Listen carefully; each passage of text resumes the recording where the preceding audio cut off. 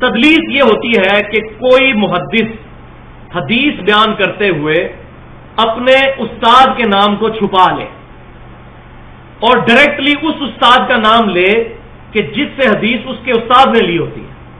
مثال کے طور پر امام بخاری رحمۃ اللہ علیہ نے احمد بن حنبل سے حدیث سنی ہے اور احمد بن حنبل نے سنی ہے امام شافعی سے.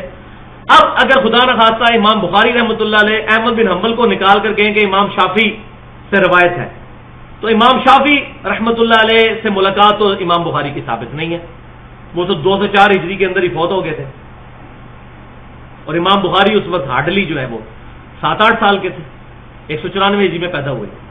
تو اب امام بخاری رحمۃ اللہ علیہ بیچ میں سے جو بندہ نکال دیں گے تو وہ ہم کہیں گے انہوں نے تدلیس کی, چھپا لیا بیچ والے راوی کو اور ڈائریکٹ امام شافعی کا نام لیا. بسم اللہ الرحمن الرحیم. السلام علیکم دوستو, آپ نے سنا اور دیکھا تدلیس کی تعریف کر رہا ہے. یہ وہ بندہ ہے جو بار بار کہتا ہے فلاں محدث مدلس سے ان سے روایت کرتا ہے, جی حدیث ضعیف ہے, یہ فتنہ ہے. اس کو خود پتہ نہیں کہ تدلیس کی تعریف کیا ہے. کس طرح تدلیس کی تعریف کر رہا ہے کہ امام بخاری رحمۃ اللہ علیہ جی روایت لیتے ہیں امام احمد بن حنبل سے, امام احمد بن حنبل روایت لیتے ہیں امام شافعی سے. اگر امام احمد بن حنبل کا نام چھوڑ کر امام بخاری کہے کہ میں نے امام شافعی سے سنا تو یہ تدلیس ہو جائے گی. حالانکہ یہ بات غلط ہے. تدلیس یہ ہوتی ہے کہ استاد کا نام چھوڑ کے دادا استاد کا نام لے جس سے یہ ملاقات ہوئی ہے. امام بخاری کی تو امام شافعی سے ملاقات ہی نہیں ہے, یہ تدلیس ہی نہیں ہے, یہ حدیث کی اور قسم بنتی ہے. تدلیس یہ ہوتی ہے کہ ایک محدث اپنے استاد کا نام چھوڑ کے دادا استاد کا نام لے جسے وہ ملاقات بھی ہے اس کا ہم زمانہ ہے اور بہت سارے احادیث اس سے لے چکا ہے. لیکن یہ جو حدیث ہے جس میں وہ ان سے روایت کرتا ہے یہ اپنے استاد سے لیے, دادا سے نہیں لی. تو اس لیے اس کو محدث کو مدلس کہتے ہیں کہ یہ اپنے استاد کا نام چھپا کے دادا کا نام لے رہا ہے, ان سے روایت کرتا ہے. تو اس کو کہتے ہیں تدلیس. اور یہ کیا کہہ رہا ہے کہ امام بخاری امام احمد بن حنبل سے اور امام احمد بن حنبل امام شافعی سے, امام احمد بن حنبل کا نام نکال دے تو یہ تدلیس ہو جائے گی. یہ تدلیس نہیں ہوگی, یہ حدیث کی دوسری قسم ہوگی. تدلیس یہ ہوتی ہے کہ اپنے استاد کا نام چھوڑ کے دادا استاد کا نام لے اور جس سے اس کی ملاقات بھی ہے, حدیثیں لے بھی چکا ہے, لیکن یہ حدیث اس سے نہیں لی بلکہ اس نے استاد سے لی ہے اور ان سے روایت کر کے اپنے دادا کا نام لے رہا ہے. تو اس کو کہتے ہیں تدلیس. اب آگے دیکھیں کہ تدلیس کے بارے میں کس طرح کی یہ بات کر رہا ہے. ہم آپ کو بتاتے ہیں آپ نبی علیہ السلام کے گستاخ ہیں جو نبی علیہ السلام سے آپ مانگ رہے ہیں, حالانکہ ہمارے نبی علیہ السلام ہمیں یہ تعلیم دے کے گئے ہیں کہ ہر مشکل اور پریشانی میں اللہ سے مانگنا ہے. آپ نبی علیہ السلام سے مانگ کر رسول اللہ کے بہت بڑے گستاخ بن رہے ہیں کیونکہ آپ کی تعلیمات کے خلاف ہے. آپ نے کہیں تعلیم فرمایا کہ میری قبر مبارک پہ آ کے مجھ سے مانگ لینا. یہ لا کے جعلی روایتیں مصنف ابن ابی شیبہ سے, ایک بدو آ گیا, عرابی آ گیا, اس میں اعمش مدلس عن سے روایت کر رہا ہے. وہ جعلی روایتیں ایک دور کی کتابوں سے پیش کر رہے ہیں. استغفر اللہ ربی من کل ذنب و اتوب الیہ. اس طرح فراڈیا مکار دوستو آپ نے نہیں دیکھا ہوگا کہ جعلی روایتیں پیش کرتے ہیں دور کی کتاب سے, جی مصنف ابن ابی شیبہ سے پیش کرتے ہیں, اس میں اعمش مدلس سے ان سے روایت کرتا ہے, جعلی روایت, نعوذ باللہ من ذالک. وہ ایک بہت بڑے امام ہیں امام اعمش رحمۃ اللہ علیہ, 147 ہجری میں وہ فوت ہوئے ہیں. امام بخاری کے استادوں میں سے ہیں, یعنی دادا استاد امام بخاری کے امام اعمش رحمۃ اللہ علیہ, اور بخاری مسلم میں 250 کے قریب احادیث امام اعمش سے. تو یہ کہتا ہے دور کی کتاب ہے. تو یعنی اتنی حدیثیں ہیں. سیاہ ستہ کو آپ دیکھیں, کثیر تعداد میں احادیث محدثین امام اعمش سے لی ہیں, دور کی کتاب. اور جعلی روایت نعوذ باللہ, اس لیے کہ اس میں اعمش مدلس سے ان سے روایت کرتا ہے, اس لیے جعلی حدیث ہے, نعوذ باللہ جعلی روایت ہے. اب میں آپ کو دکھاتا ہوں کہ یہ اس اپنے ریسرچ پیپر میں اس نے جو حدیثیں لی ان میں سے امام اعمش ہے ان سے روایت کرتا ہے, اس وقت یہ جعلی روایت نہیں ہوتی. وہ سنیں, پھر میں آپ کو تحقیق سے بتاتا ہوں کہ تدلیس کیا ہوتی ہے, تدلیس کے مراتب کیا ہیں. اور اس بندے کو کچھ پتہ نہیں ہے اور تبلیغ کرنے بیٹھا ہے اور لوگوں کو گمراہ کر رہا ہے. چالی بھائی, آپ نے اکثر کافی دفعہ آپ 5B جو اپنا ریسرچ پیپر ہے وہ اکثر دکھا رہے ہوتے ہیں. اعتراض یہ بھی آتا ہے اس میں ضعیف روایتیں ڈالی ہوئی ہیں آپ نے. ضعیف روایتیں ہم یہ کہتے ہیں کہ اس 5B ریسرچ پیپر میں کوئی ایک روایت ایسی دکھائیں جس کو دور حاضر میں کسی محدث نے صحیح نہ کہا ہو کہ میں نے علم کو ایک جگہ یکجا کیا. کئی حدیثیں شیخ البانی کے نزدیک اور امام ترمذی کے نزدیک صحیح ہے, مثلا وہ جو روایت ہے کہ وہ عبید اللہ ابن زیاد کے نتنوں میں سانپ گھس گیا، اس کو امام ترمذی نے لکھا ہے کہ یہ حدیث صحیح ہے، امام ترمذی نے، اور شیخ البانی نے بھی۔ شیخ زبیر صاحب کہتے ہیں یہ تدلیس کی وجہ سے ضعیف ہے۔ تو چونکہ جو البانی صاحب اور امام ترمذی کی تحقیق کے اوپر لائے کرتے ہیں، ہم ان سے تو یہ نالج نہیں کھینچنا چاہتے۔ اس طریقے سے شیخ زبیر صاحب کی کئی روایتیں تحکیم والی صحیح ہیں، اس کو البانی صاحب ضعیف کہتے ہیں، اس حساب سے تو مجھے وہ بھی نکال دینی چاہیے۔ تو ہم نے یہ کیا تھا، یہ مجھے ساری چیزیں پتہ ہیں۔ ہم یہ کہتے ہیں اس پمفلٹ میں 200 روایتیں، کوئی ایک روایت ایسی بتائے جس کو بالاجماع تمام محدثین نے ضعیف کہا ہو، کسی نہ کسی نے صحیح کہا ہوگا، ہم نے نالج ایک جگہ جمع کی۔ جی دوستو، آپ نے دیکھا اور سنا کہ جی میں نے علم کو یکجا کیا ہے۔ اس میں اعمش مدلس ان سے روایت کرتا ہے، شیخ زبیر زئی نے اس کو ضعیف کہا ہے اور البانی نے اس کو صحیح کہا ہے۔ تو ہم نے علم کو یکجا کیا ہے۔ جو البانی کی ریسرچ پر ریلائی کرتے ہیں تو ہم ان سے علم تو نہیں کھینچنا چاہتے بھائی۔ ادھر امام اعمش روایت کرتے ہیں ان سے، اور اسی حدیث کو امام ابن حجر اسقلانی رحمۃ اللہ علیہ صحیح کہتے ہیں، تو اس وقت آپ کہتے ہیں یہ جعلی روایت ہے۔ اب وہی امام اعمش ان سے روایت کرتا ہے، اب آپ کے جب ریسرچ پیپر میں آ جاتی وہ صحیح ہوتی ہے۔ دوستوں میں آپ کو بتاؤں کہ یہ اس طرح نہیں ہے کہ جو مدلس ان سے روایت کرتا ہے اسے جو ہے وہ روایت نہیں لی جائے گی جب تک سماع کی تصریح موجود نہیں۔ اس کی ایک ڈیٹیل ہے۔ امام ابن حجر اسقلانی رحمۃ اللہ علیہ کی کتاب ہے طبقات المدلسین، اس میں انہوں نے مدلسین کے 5 مراتب بیان کیے ہیں، اور امام ابن حجر اسقلانی رحمۃ اللہ علیہ نے فرمایا کہ 5 مراتب میں سے 2 جو مرتبہ ہیں، پہلا مرتبہ اور دوسرا مرتبہ، یعنی پہلے مرتبے پر جو محدثین آتے ہیں 33 محدثین کا ذکر کیا انہوں نے، اور دوسرے مرتبے میں بھی آ جاتے ہیں 33 محدثین۔ یہ 66 محدثین ان سے روایت کریں، اگر سماع کی تصریح موجود نہ بھی ہو وہ حدیث صحیح ہوتی ہے۔ سماع کی تصریح کیا ہوتی ہے کہ حدثنی، اخبرنی یا حدثنا، یہ محدث یہ الفاظ استعمال کرے، تو یہ اس وقت ہوتی ہے جب تیسرے، چوتھے اور 5ویں طبقے کا محدث ہو، اس کے لیے سماع کی تصریح لازمی ہے، اور جو پہلے اور دوسرے مرتبہ کا محدث ہے اس کے لیے سماع کا ہونا لازمی نہیں ہے۔ یہ ابن حجر اسقلانی رحمۃ اللہ نے یہ اپنی کتاب میں لکھا ہے۔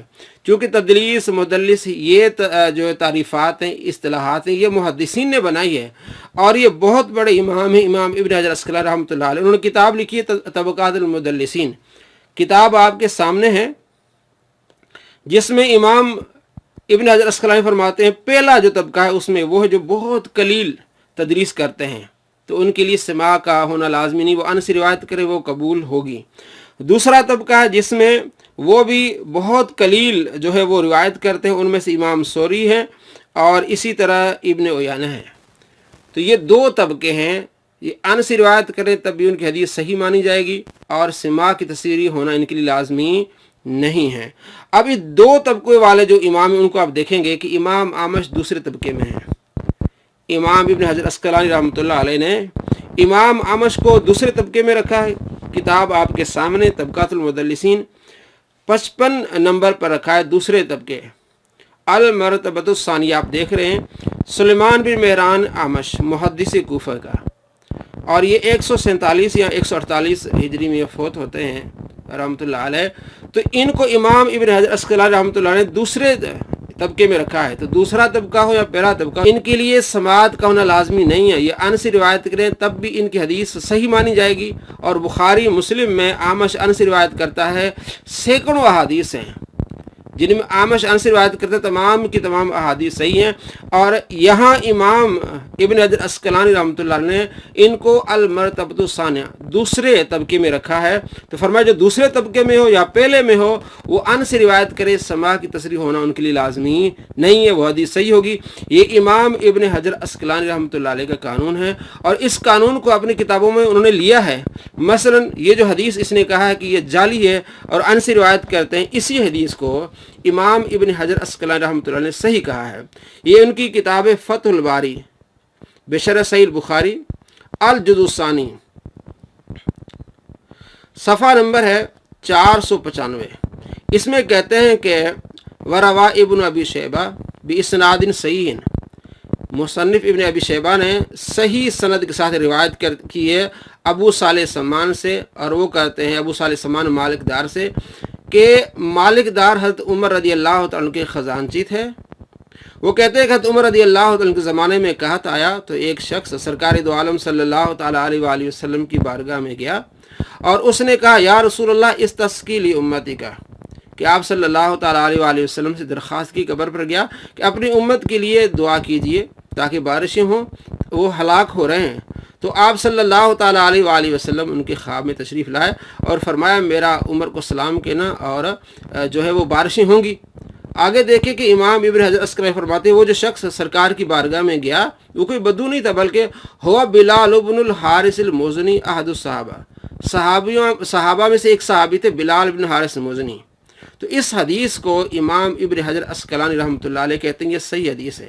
ایک طرف امام ابن حجر عسقلانی رحمۃ اللہ علیہ 5 طبقات بیان کرتے ہیں اور ان میں دوسرے طبقے میں رکھتے ہیں اعمش کو، اور کہتے ہیں کہ اعمش کی حدیث صحیح ہے، اس لیے کہ انہوں نے کہا ہے کہ پہلا طبقہ ہو یا دوسرا طبقہ ہو، ان دونوں طبقے والے محدثین ان سے روایت کریں تب بھی ان کی حدیث صحیح مانی جائے گی، اس لیے کہ یہ بہت بڑے محدث ہیں اور ان کی احادیث بخاری مسلم میں کثیر تعداد میں ہیں، اور یہ تدلیس بہت کم کیا کرتے تھے، اس لیے اعمش کی جو تدلیس ہوگی وہ اتنی ان کے لیے نقصان دہ نہیں ہوگی، بلکہ ان کی جو احادیث ہوگی وہ صحیح ہوگی، اور یہی دلیل ہے کہ امام ابن حجر عسقلانی رحمۃ اللہ علیہ نے اس کو صحیح کہا ہے۔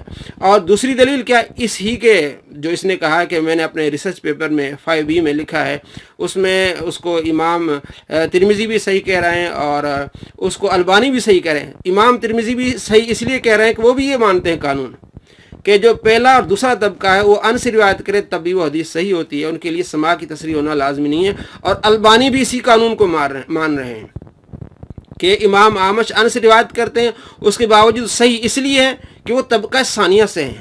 یہ دوغلی پالیسی ان کی دیکھیں کہ ایک طرف تو یہ کہتے ہیں کہ البانی کی جو تحقیق پر ریلائی کرتے ہیں، ہم ان سے علم نہیں کھینچنا چاہتے، اور اب یہاں دوسری طرف کیا کہتے ہیں، ترمذی شریف کی حدیث ہے 257 جس میں عبداللہ بن مسعود رضی اللہ عنہ کہتے ہیں الا اصلی بکم صلاۃ رسول اللہ صلی اللہ علیہ وسلم، کیا میں تمہیں آپ صلی اللہ تعالیٰ علیہ وآلہ وسلم کی نماز پڑھ کے نہ دکھاؤں؟ اور نماز پڑھ کے دکھائی فلم یرفع یدیہ الا فی اول مرہ، حضرت عبداللہ بن مسعود نے نماز پڑھ کے دکھائی، پہلی مرتبہ رفع یدین کیا، بعد میں نہیں کیا۔ اس حدیث کو امام ترمذی کہتے ہیں حدیث حسن حدیث ہے، اور اس کو البانی کہتے ہیں حکم الحدیث صحیح، یہ صحیح حدیث ہے۔ ایک طرف کہتا ہے کہ ہم البانی کی تحقیق پر رلائی کرتے ہیں، ان سے ہم علم نہیں کھینچنا چاہتے، تو اس حدیث کو البانی نے صحیح کہا ہے، تو آپ اس کو بار بار ضعیف کہتے ہیں۔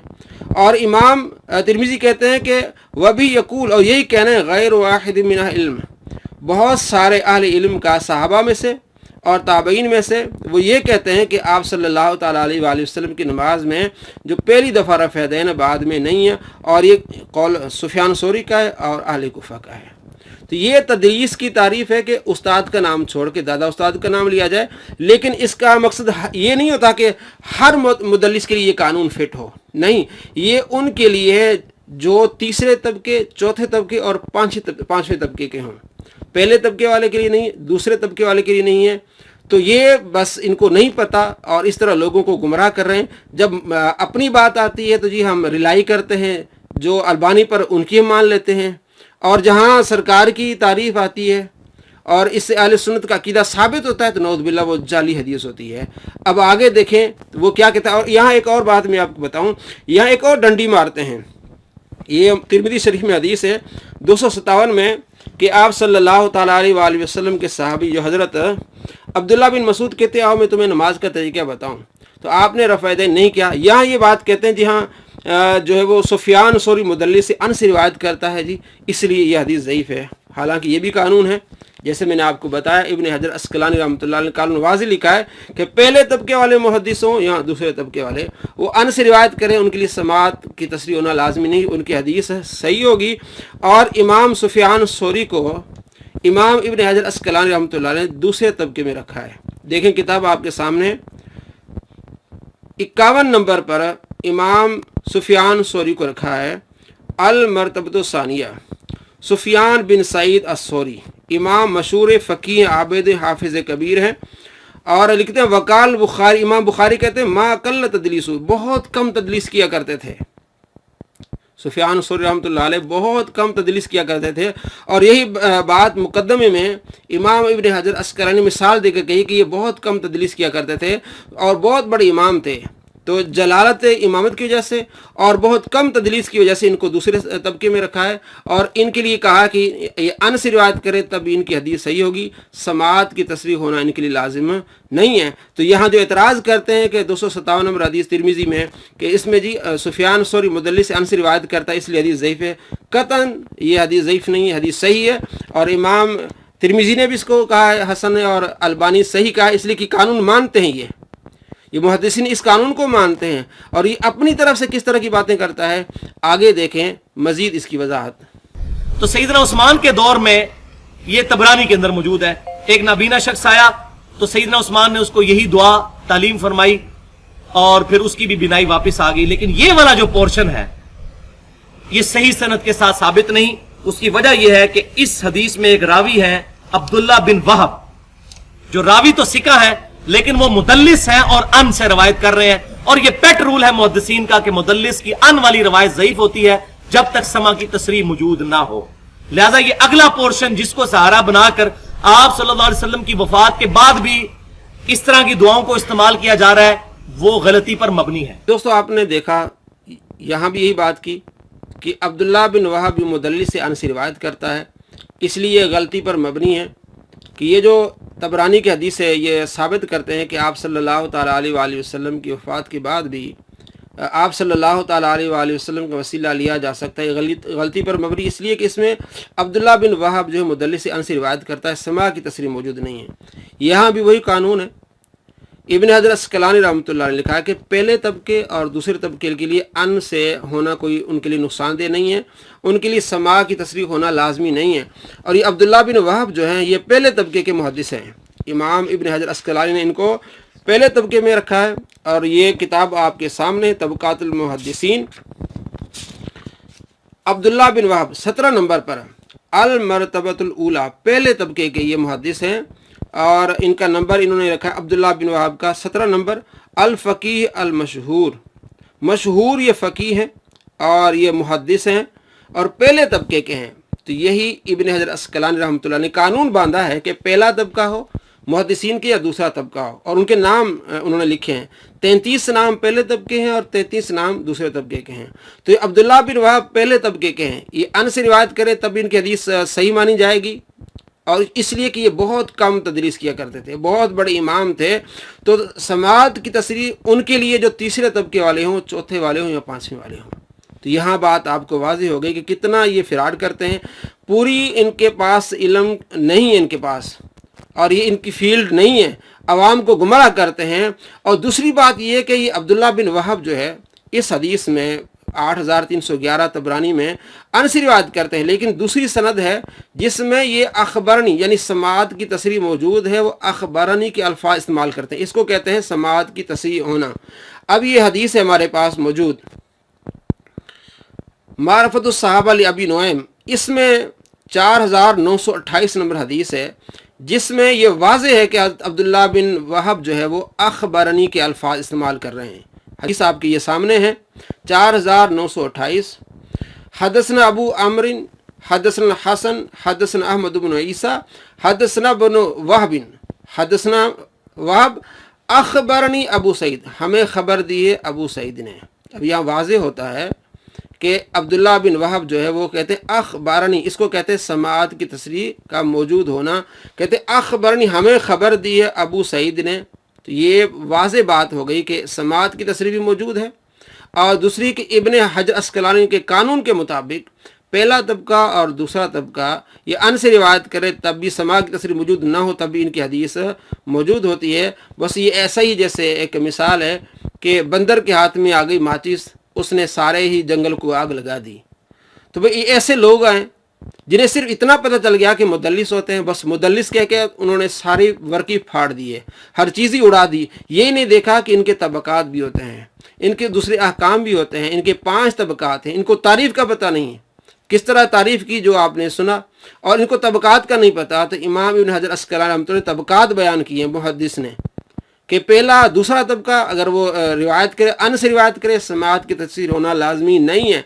तीसरा चौथा पांचवें के लिए लाजमी है। दोस्तों आपको मालूम हुआ तदलीस की तारीफ भी और तबकातुल मुदल्लिसीन का भी इल्म हुआ, तो आइंदा इंशाल्लाह आपको कोई गुमराह नहीं करेगा इस बारे में कि जी ये फ़लाँ मुहद्दिस से मुदल्लिस से अन से रिवायत कर रहा है, समा की तसरीह मौजूद नहीं। तो मैंने आपको बताया कि अब्दुल्ला बिन वहब जो तबरानी की हदीस में उसमें वो पहले तबके के मुदल्लिस हैं, सुफियान सौरी दूसरे तबके के मुदल्लिस हैं, इमाम आमश ये दूसरे तबके के मुदल्लिस हैं। तो पहले और दूसरे के लिए अन से रिवायत करें तभी उनकी हदीस सही होगी, इसलिए कि बहुत बड़ी इमाम है और ये बहुत कलील तदलीस किया करते थे, इसलिए इनकी तदलीस मानी गई है। अन से रिवायत करें तभी इनकी जलालत इमामत की वजह से, और बहुत बड़े मुहद्दिस इमाम है तो इनसे ये माना गया है। और ये जिन्होंने कानून बनाया है, कोई ये एतराज़ करे भाई ये क्यों माना गया, भाई जिन मुहद्दिसीन ने कानून बनाया है उन्हीं ने ये कानून बनाया कि ये बहुत बड़े इमाम हैं, बहुत कम तदलीस किया करते थे, इसलिए इनकी अन वाली रिवायत भी सही मानी जाएगी। सिर्फ उन लोगों की नहीं मानी जाएगी जब तक समा की तसरीह मौजूद नहीं, तीसरे चौथे और पाँचवें तबके वाली हों। उम्मीद है आपको बात समझ आएगी। अस्सलामु अलैकुम रहमतुल्लाहि व बरकातुहू।